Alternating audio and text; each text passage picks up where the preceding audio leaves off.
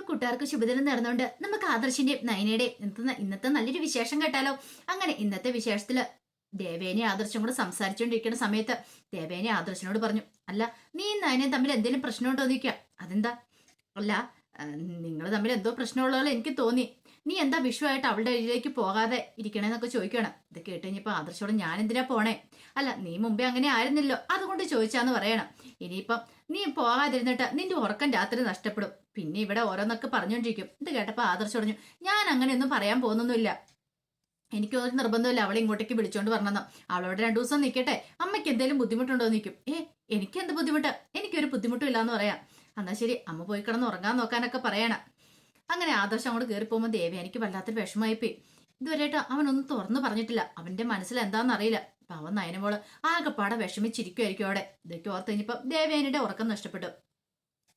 അങ്ങനെ രാത്രിയെ കഴിഞ്ഞപ്പം നന്ദുവും നയനയും കൂടെ കിടന്ന് ഉറങ്ങുവാണ്. ഈ സമയത്ത് നയനയ്ക്ക് കിടന്നിട്ട് ഉറങ്ങാൻ പറ്റുന്നുണ്ടായിരുന്നില്ല.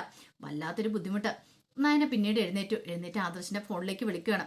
വിളിച്ചിട്ട് കോൾ എടുക്കുന്നില്ല. ഇതെന്താ പോലും ആദർശേട്ടൻ കോൾ എടുക്കാത്തെ എന്നോർത്തിട്ട് വിഷമിച്ച് ഹാളി വന്നിരിക്കുകയാണ്. ആ സമയത്ത് നന്ദു പതുക്കെ എഴുന്നേറ്റു. നന്ദു നോക്കിക്കഴിഞ്ഞപ്പോഴത്തേനും നയനയെ കാണുന്നില്ല. നന്ദുവിന് മനസ്സിലായി ആദർശേട്ടൻ വരാത്തതിന്റെ വിഷ്കൈ നീട്ടം കൊടുക്കാത്തതിന്റെ പിന്നെ ഇങ്ങോട്ടേക്ക് വരാത്തതിന്റെ ബുദ്ധിമുട്ടുകൊണ്ട് നയനേച്ചിക്ക് ഉറക്കം വരുന്നില്ല എന്ന്.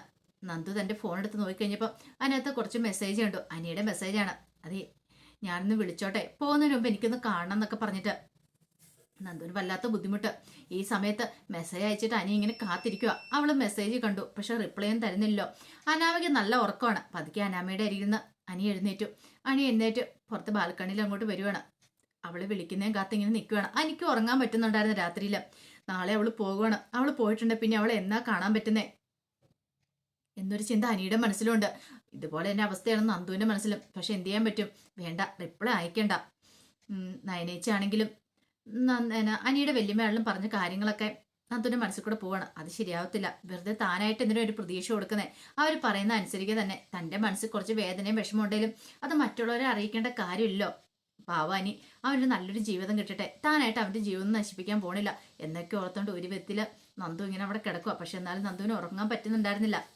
ആ സമയത്ത് പുറത്തു വന്നിരുന്നിട്ട് നയന വിഷമിച്ചിരിക്കുന്ന സമയത്താണ് ദേവേനയുടെ കോൾ വരുന്നത്. നയന പെട്ടെന്ന് ചാടി കോൾ എടുത്ത് കഴിഞ്ഞപ്പോൾ ദേവേനിച്ചു, മോൾ ഉറങ്ങിയില്ലാരും ചോദിക്കുക. ഇല്ലമ്മ, എനിക്ക് ഉറക്കം വരുന്നില്ല. അതെന്ത് പറ്റി മോളെ? ആദർശേട്ടൻ വിളിച്ചില്ലോ, അതുകൊണ്ട്. എനിക്ക് മനസ്സിലാവും മോളുടെ വിഷമം എന്താന്ന്.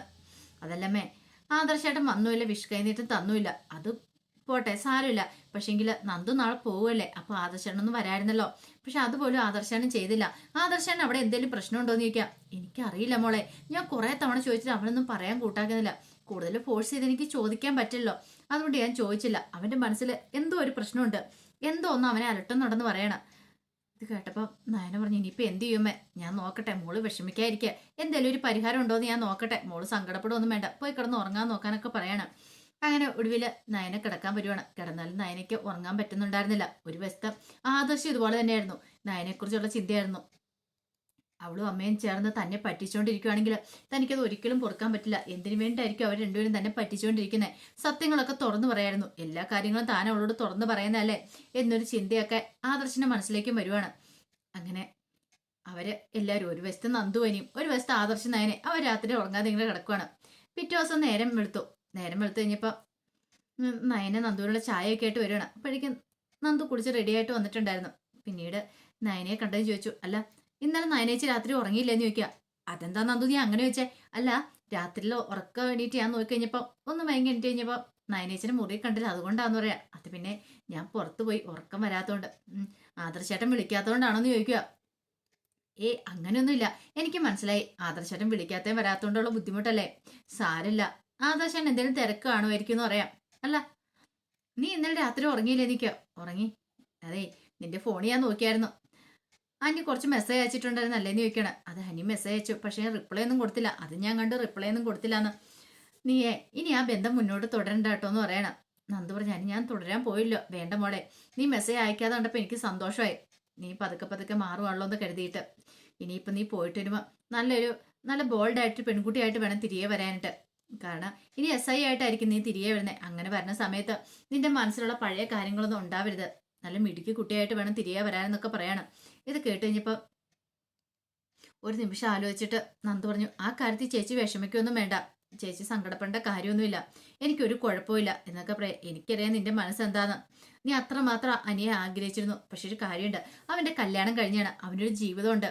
എപ്പോഴും എപ്പോഴും ഇത് പറയുന്നത് എന്താന്ന് വെച്ചാൽ ഇടയ്ക്കിടയ്ക്ക് നിന്നെ ഓർപ്പിച്ചുകൊണ്ടിരിക്കുന്നതിന്റെ കാരണം നിനക്കറിയാലോ. കഴിഞ്ഞ ദിവസം നീ അനിയുടെ ഫ്രണ്ട്സിനോടൊപ്പം പോയി, അത് ഞങ്ങൾ അറിഞ്ഞു. പക്ഷെ ഇനി അങ്ങനെ ഉണ്ടാവരുതെന്ന് പറയണേ. ഇല്ലേ ചേച്ചി, ഇനി അങ്ങനെ പോകത്തില്ല എന്ന് പറയാം. അവൻ നിന്നെ കാണണമെന്ന് പറഞ്ഞ് ചിലപ്പോൾ വാശി പിടിച്ചെന്നിരിക്കും. എന്നാലും നീ അങ്ങോട്ടേക്ക് പോകേണ്ട കാര്യമില്ല. അനിയെ പറഞ്ഞ് മനസ്സിലാക്കാൻ ശ്രമിക്കണം എന്നൊക്കെ പറയണം.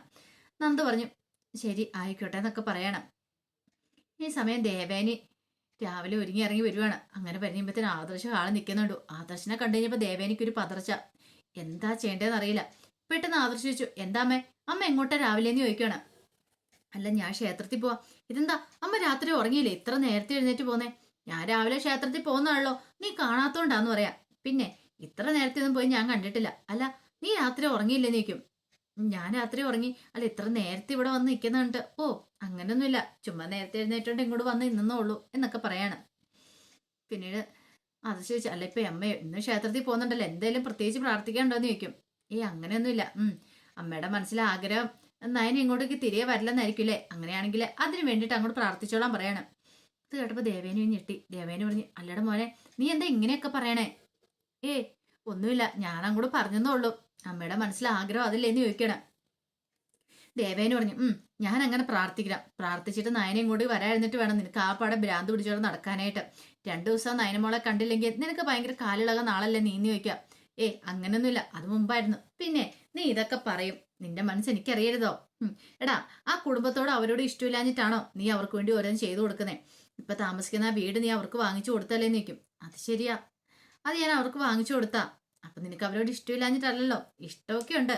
പക്ഷെ ഇനി പണ്ടത്തെ പോലെ ഒന്നും ഇഷ്ടം എപ്പോഴും കാണണമെന്ന് വെച്ചിട്ടുണ്ടെങ്കിൽ അതൊന്നും നടക്കുന്ന കാര്യമല്ല എന്ന് പറയണ. അല്ല അവിടുത്തെ ആ പെണ്ണ് നന്ദു മാറ്റോ ഇന്ന് പോകുമല്ലേ, എന്നിട്ട് നീ അവളെ കാണാൻ പോകുന്നില്ലേ നിൽക്കും. എന്തിനാ? ഞാനെങ്ങും പോകുന്നില്ല എന്ന് പറയാം. അതിന്റെ ആവശ്യമുണ്ടെന്ന് എനിക്ക് തോന്നുന്നില്ലെന്ന് പറയണം. ഇത് കേട്ടൻ ദേവേനിക്ക് ആപ്പടെ വിഷമേപ്പി. ദേവേനി പറഞ്ഞു എടാ പോയിരിക്കുന്ന മര്യാദകേടല്ലേ. എന്ത് മര്യാദകേട്? എനിക്കങ്ങനെയൊന്നും തോന്നില്ല. അല്ല അമ്മ മുമ്പ് അവർക്ക് എതിരായിരുന്നല്ലോ, പിന്നെ ഇപ്പൊ എന്ത് പറ്റിയെന്ന് ചോദിക്കാം. എതിരെന്ന് പറഞ്ഞ എതിരൊക്കെയായിരുന്നു. പക്ഷെ എനിക്ക് തോന്നി ഇപ്പൊ നിങ്ങൾ എല്ലാവരും അവരെ ഇഷ്ടപ്പെടുന്നുണ്ട്. പിന്നെ ഞാൻ എതിർത്ത് മാറി നിന്നിട്ട് കാര്യമില്ല. ഞാൻ എന്തിനാ എതിർപ്പ് കാണിക്കുന്നേ? എനിക്ക് അവളെ ഇഷ്ടമില്ലാത്തുള്ളൂ. അവൾ ഇങ്ങോട്ട് വരണമെന്ന് എനിക്ക് വലിയ ആഗ്രഹമൊന്നും ഇല്ലാന്ന് പറയാണ്. ഇത് കേട്ടപ്പോ ആദർശ് പറഞ്ഞു അങ്ങനെയാണെങ്കിൽ അവളോട് നിന്നോട്ടെ എന്ന് പറയാം. ദേവേനു ഞെട്ടി. ദേവിനോട് അതിന്റെ ആവശ്യമൊന്നുമില്ല, അവൾ ഇങ്ങോട്ട് കൂട്ടിക്കൊണ്ട് വന്നില്ല പിന്നെ നീ അത് മതി. അതും പറഞ്ഞ് കരച്ചിലും പിണക്കവും പരിഭവവും ഫുഡ് കഴിക്കാതിരിക്കുക ഉറക്കമില്ലായ്മയൊക്കെ അങ്ങനെയൊന്നും എനിക്ക് ഉണ്ടാകത്തില്ല. അമ്മയ്ക്ക് അങ്ങനെ എന്തെങ്കിലും ബുദ്ധിമുട്ടുണ്ടെങ്കിൽ അമ്മ പറഞ്ഞാൽ മതി, എനിക്ക് അങ്ങനെ കുഴപ്പമൊന്നുമില്ലെന്ന് പറയണം. ദേവേനിക്ക് എന്ത് മറുപടി പറയണമെന്ന് അറിയത്തില്ല. പെട്ടെന്ന് ദേവേനി പറഞ്ഞു അത് പിന്നെ കാര്യം പറ, എന്താ അമ്മേന്ന് ചോദിക്കണം. ഒന്നുമില്ലാന്ന് പറയണം. പിന്നീട് ആദർശ് പറഞ്ഞു അല്ല അമ്മ ക്ഷേത്രത്തിലേക്ക് പോകാനായിടങ്ങിയതല്ലേ, പോയിട്ട് വരെയെന്ന് പറയണം. ഈ സമയം ഒരു നിമിഷം ആലോചിച്ചിട്ട് ദേവേനി പറഞ്ഞു അല്ല അവളെ നീ ഇങ്ങോട്ട് കൂട്ടിക്കൊണ്ട് വരുന്നില്ലെന്ന് ചോദിക്കാം. നയനെ അതിനമ്മേ അവള് പോയതാണെങ്കിൽ അവൾക്ക് വരാൻ അറിയാമല്ലേ, അല്ലെങ്കിൽ അവൾ കുറച്ച് ദിവസം അവിടെ നിൽക്കട്ടെ എന്ന് പറയാം. അതെങ്ങനെ ശരിയാവും? അതെന്താ? അല്ല നീ പിന്നെ ഉറക്കമില്ലാതെ നടക്കുന്ന ഞാൻ കാണണ്ടേന്ന് ചോദിക്കാം. പിന്നെ എനിക്കൊരു ഉറക്കക്കുറവ് ഉണ്ടാകത്തില്ല, എനിക്ക് നല്ല ഉറക്കമുണ്ടാവും, ഒരു കുഴപ്പമില്ല എന്നൊക്കെ ആദർശ് പറയാണ്. ഇനിയിപ്പോ എന്താ എന്നോട് പറയണ്ടേ, പറഞ്ഞിട്ട് കാര്യമില്ലെന്ന് ഓർത്തോട് ദേവേനി ക്ഷേത്രത്തിലേക്കാന്നും പറഞ്ഞ് ഇറങ്ങുവാണ്. ആ സമയം ആദർശ് മനസ്സിൽ കരുതി എന്തിനായിരിക്കും അമ്മയും നയനും തന്നെ അടുത്ത് ഇത്രയും വലിയ കള്ളത്തരങ്ങളൊക്കെ പറഞ്ഞു വെക്കണേ, അതിന്റെ ആവശ്യകത എന്താന്ന് മാത്രം ആദർശ് മനസ്സിലായില്ല. ആ സമയം നന്ദു നയനയോട് പറഞ്ഞു അതെ ആദർശയുടെ മനസ്സിൽ എന്തെങ്കിലും മാറ്റം ഉണ്ടായിട്ടെന്ന് എനിക്ക് നല്ല സംശയമുണ്ട്. ഇനിയിപ്പം നയനേച്ചിയും നയനേച്ചിയുടെ അമ്മായിമ്മയും തമ്മിലുള്ള ആ ഇഷ്ടങ്ങളും ബന്ധങ്ങളും ഒക്കെ ആദർശേണ്ണ അറിഞ്ഞിട്ടുണ്ടായിരിക്കോ? അങ്ങനെ അറിഞ്ഞിട്ടുണ്ടെങ്കിൽ ആദർശന്റെ സ്നേഹ സന്തോഷമൊക്കെ തോന്നത്തല്ലേ ഉള്ളൂ, പറയാൻ പറ്റില്ല.